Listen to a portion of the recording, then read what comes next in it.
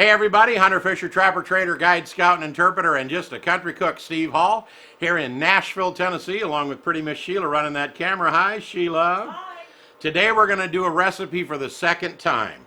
This recipe was posted on YouTube, and in 45 minutes, 1,500 people viewed it. You may be one of those 1,500 people. But the recipe was wrong because I forgot a couple ingredients. In fact, when I tasted them out of the cooker, they tasted okay. But when they cooled off and got in the kitchen, Sheila tried one and said, "These are really tough. There's something wrong." I looked over on the counter and there sat the salt and the baking powder. So we're going to do it right. And what I'm talking about is a recipe called deep fried Coca-Cola. How do you deep fry Coca-Cola? Well, I'm going to show you in a second. But I'm going to give credit where credit's due.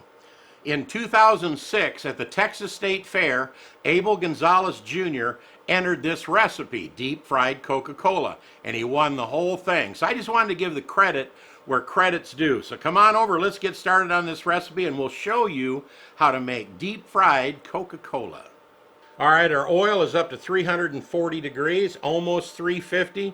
So let's get going on our batter. First, we're going to start out with, of course, the star of the show, 1.5 cups of Coca-Cola, 2 eggs that Sheila ran through the blender to beat them up real nice and smooth. That's whites and yolks both. And then 1/4 cup of sugar in here. And let me whip all this together, kind of dissolve that sugar in there. Now we're going to throw in some flour. We're going to use all-purpose flour. But this time, I'm going to put in the ingredients that I forgot to put in last time, and that's why we pulled it off of YouTube, because they didn't turn out right. Then I went back in the kitchen, cooked them right, and oh, they turned out beautiful. So I said, let's just redo the whole video. Our subscribers and future subscribers deserve to have the right recipe. So, here's 3 cups of flour, and in here, I'm going to put 1/2 teaspoon of salt, and 2 teaspoons of baking powder, which were not in there before, and that's so important or they won't puff up like they're supposed to. So let me go ahead and kind of incorporate this baking powder and salt in with my flour. It'll make it when it finally gets into all the rest of this. But I'm going to stir this in a little at a time. And what we're looking for is kind of a batter that's real thick that we can spoon into this oil. Now you can actually keep going with the flour, maybe add some more sugar, some more baking powder, that kind of thing, until you get all the way to a dough and roll it up in little balls and drop it in there. I've seen that recipe done that way too. But I just like to make it nice and thick like this because it cooks up just fine. Then you don't have so much flour in the recipe that it loses the real Coca-Cola flavor, and that's what we're looking for. Oh, that's just perfect. That is real perfect. Let me get this stirred up good. Be back with you in just a second. Now I like to make nice little small ones because they puff up so much. So I got a little melon scoop here. When you squeeze it, it's got that little wire that goes back and forth, and I'm going to fill this about half full and drop them in, almost like making donut holes. 350 on the oil. Now I don't usually use peanut oil. I've got canola oil in here today. And the reason I don't use peanut oil is because some people have peanut allergies. And I don't want them to throw a fit at my house in the middle of a party because I gave them the wrong stuff. I'll fill that to about 2/3 full. Can you see that, Sheila? Yeah, that's good. All right. Just a little teeny scooper, and they puff up. And the reason I want them nice and small is because I'm going to do what they do at most of the state fairs now.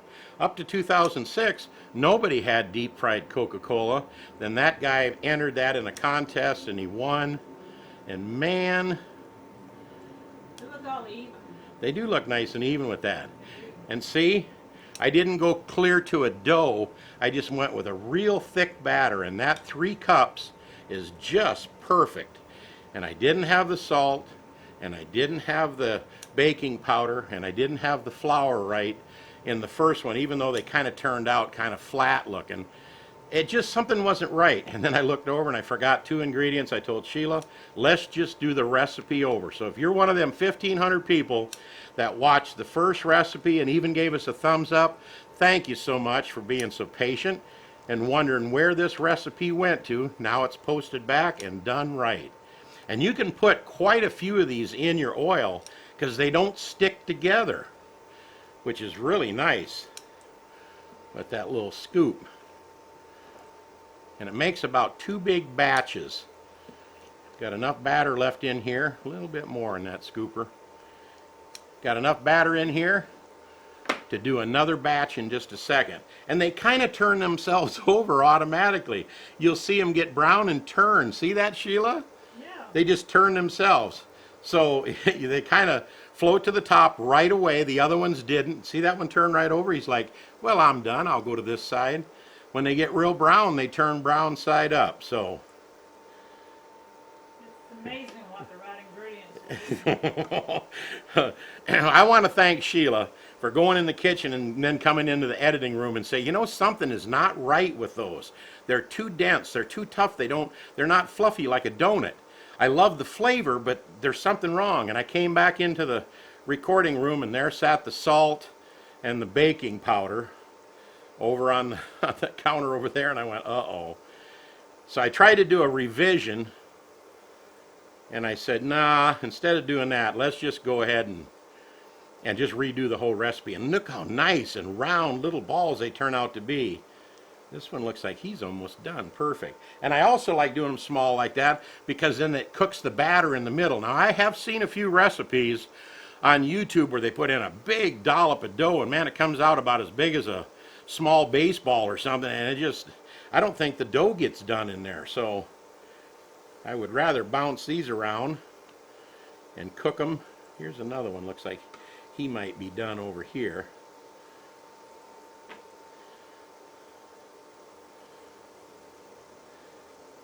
Let me get these cooked up and moved over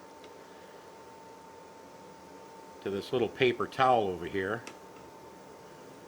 And here's the last of the first batch. And while they're still warm, I'm going to take this little cup right here. Let me move my mic a little bit. There we go. This has 4 teaspoons of powdered sugar and 1 teaspoon of cinnamon. So I'm just going to I should have a little shaker to use for that, but I can't find it. It's in all these dishes laying over on this shelf. So I'm just going to use my fingers. And this is cinnamon and powdered sugar mixture. I'm going to hit them pretty good because as they roll around there, I want them to get some on the bottom side as well. Now, what we're going to do, as long as we're right here, is we're going to load some of these up. Let me get my little tongers over here. And my Ready Whip. I bought these Coca-Cola glasses at a yard sale. Sheila said, what are you going to do with them? I said, I don't know. Let me hear. And I'm going to spray this with a little bit of whipped cream while it's still down in there part way. And you load these up in a big glass like this. Then you hit them with some whipped cream on top. Is there something you're going to tell me, Sheila? Yeah, bring it more into the frame. Oh, is it? Am I off to one side? Oh, no, you're fine. Am I doing better now? Oh, you're doing excellent now. I give a little shot of that down there. Now, some of these recipes for this Diet Coke, deep fried Diet Coke, use a Coca-Cola syrup at this point. They take a Coca-Cola syrup and kind of drizzle it, then put the whipped cream. But I think that's kind of an overkill. You can do it if you want. And then, let me sneak over here again. Look what I got. 2 little cherries to go on top. Is that looking good or is that looking good? Yum. Perfect. Now, I'm going to move these over to another platter. Maybe just move more to one side here. And I'm going to start cooking this next batch.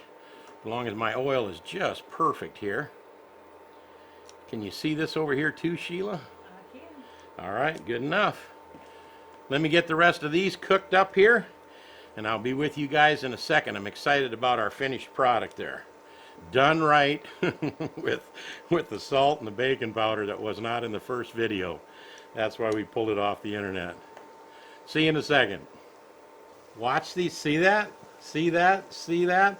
I just wanted Sheila to get, there's another two.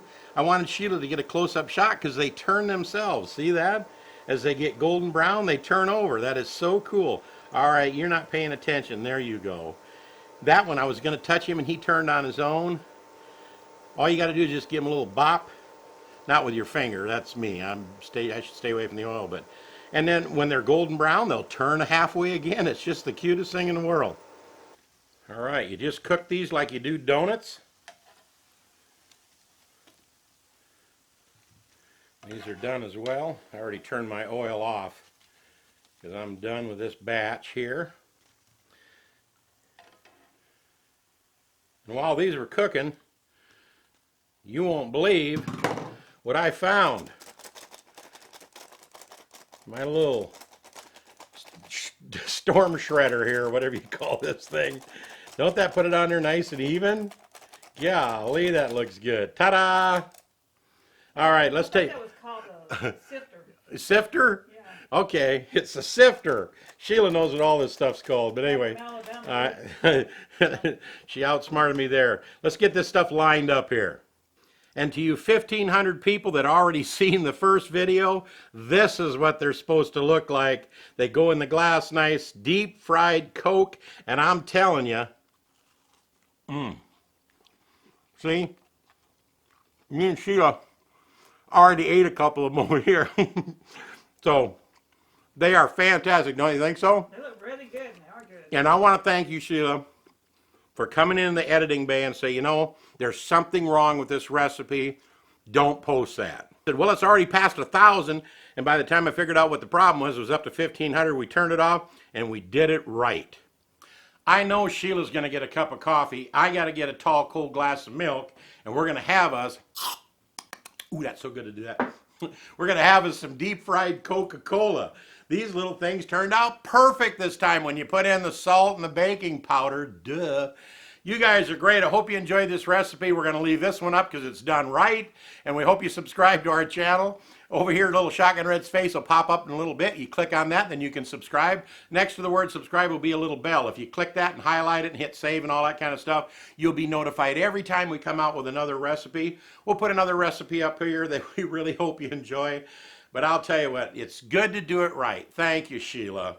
For all our subscribers out there and future subscribers, if we goop up, we'll fix it for you. And is this the most delicious deep fried Coca-Cola done right? If it ain't, it ought to be. We'll see you next time right here on Cooking with Shotgun Red. And before I say goodnight, Sheila, make sure you go to shotgunred.com and check out our website because we got Shotgun Red dolls out there like these on the set. We got DVDs of our live performance shows. You'll enjoy all that stuff, but just check it out. But the ingredients to this are right under the video. You never have to go to our website to find out what the recipe is because we post it right underneath. And this time when you look underneath, it will say salt and baking powder. See you next time right here on Cooking with Shotgun Red. Say goodnight, Sheila. Good night, Sheila. Bye-bye for now, everybody. Is it still on?